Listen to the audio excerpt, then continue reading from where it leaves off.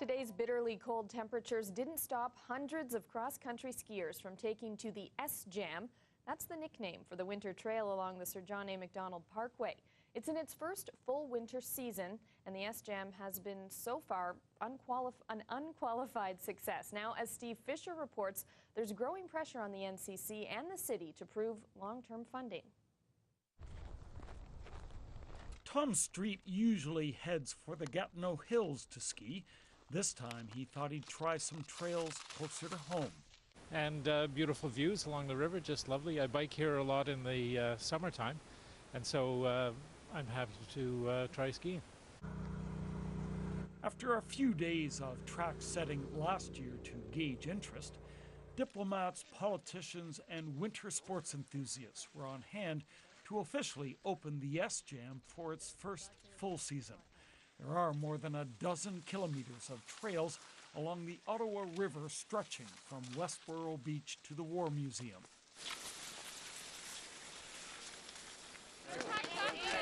Dave Adams grooms the trail, making sure it's accessible to not only skied and classic skiers, but people on snowshoes and fat bikes.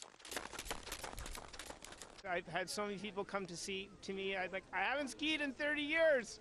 I'm giving it a go because the trail's free. The SJAM got its start thanks to crowdfunding, corporate sponsors, and the NCC, which owns the land, but not a penny from the city. Now the organizers are looking for long-term funding and wondering if it's time for the city to pony up. The City of Ottawa will be a big beneficiary of this from a tourist perspective, from a quality of life perspective. It would be a nice to do, but the city does have hard choices to make with respect to how it spends its parks and recreation money. SJAM supporters say the best way for people to ensure long-term funding is to get out and use the SJAM. It appears that won't be too difficult, even on the coldest days of January. Steve Fisher, CBC News, Ottawa. Ottawa's snowbanks are growing, and so is the number